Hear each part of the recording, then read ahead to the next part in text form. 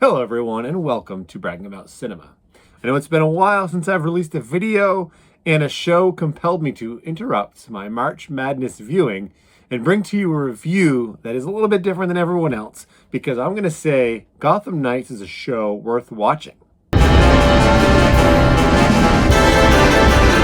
Now I'll admit, when I saw the trailer for Gotham Knights, the TV show, I think it was last year, I thought this is going to be the first one that I don't like. I've enjoyed Arrow, I've enjoyed Flash, Superman and Lois. I even really liked Naomi. And so this one, I was like, okay, this one it might have just gone too far in the cheese factor. Well, let me tell you what, that is actually not the case. But I will give you a quick review. If you are a fan of CW shows, this might be for you. If you watch CW shows in absolute disgust, this probably isn't going to be for you. This is classic CW style. And in case you're wondering, I have always been a big fan of CW shows, from Supernatural, Vampire Diaries, The 100, to all of the Arrowverse. I've found them to be enjoyable. I don't know if it's because I'm just a young person at heart. They tend to gear towards more younger viewers when they always make the cast younger, or the adults are gone, so here's the kids taking over. For some reason, I've just enjoyed them quite a bit. So this one, if you don't know what it's about, Bruce Wayne is dead. And his adopted son, so this is not Damian if you are an avid reader of the comic books. This is another character. And he doesn't know that his dad, or adopted father, is the Batman.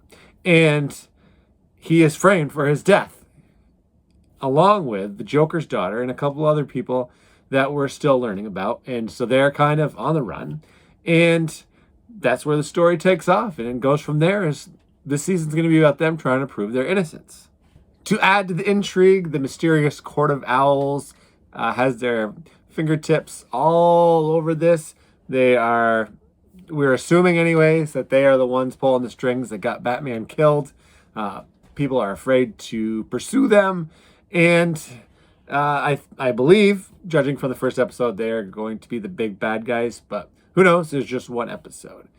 Now, why did I like this? First of all, it's a refreshing take on Batman. Oh, I forgot to mention, the number one part of the show, Harvey Dent. He is not Two-Face yet. He is played by Supernatural alum Misha Collins. And he was definitely the best part of the show. Although the girl that was playing Joker's daughter, I thought she did a good job of not being exactly like the Joker, but definitely her background's interesting, and I want to see where they're going to go with her character. For some reason, I just eat up the CW. It's got the newer pop music during some of the scenes. Everybody's young, looks like they're fresh out of college, just trying to find their way in the world. And every obstacle just seems like it's this huge obstacle. You've already got possible love affairs between different characters. And now everybody's on the run. So this is almost like, not only is it a Batman show, it's like a Prison Break show. I was shocked at how much I liked this show. And maybe it's because I grew up on the old Batman from the 60s and 70s, where it was, it was cheesy, and I loved it as a kid. I've even watched it sometimes as an adult. Not as much as the darker Batman, but I guess I'm just a huge Batman fan, because everything that's come out, I even liked Batwoman. I'm curious to see how this show ends up on the scale of things we've seen from Batman.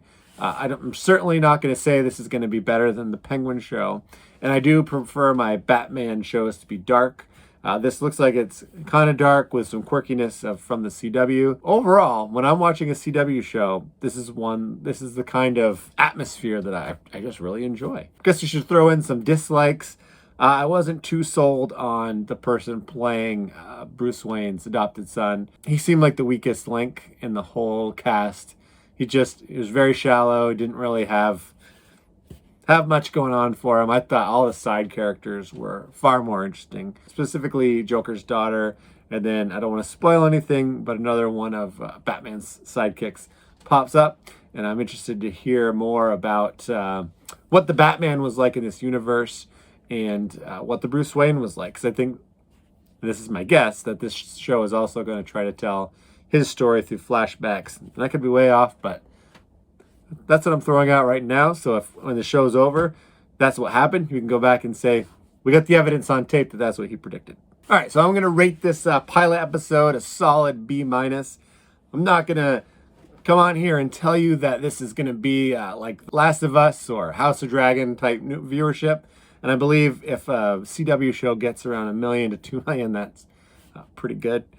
So, and who knows, this will probably be canceled. They've canceled pretty much everything else but this and the Superman show, which I haven't watched the first episode of that. And hopefully that one is just as good as well. But I'd love to hear your feedback. Thank you to everyone that watched my review of The Ark. That's another one kind of reminded me of this, that people just seem to hate.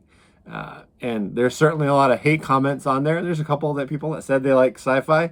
So if you're a fan of the CW, you might like this quite a bit. If you are a comic book fan that needs things exactly like the comic books, you're probably not going to like this. If you like your DC shows to be super dark, you may not like this. I'd say this is like dark, maybe more gray. It's not a dark, brooding show because it's got the, again, the best way to describe it is the CW atmosphere. And if you don't watch the CW, you probably won't know what that means. But if you watch the CW, I think all their shows have kind of a similar vibe.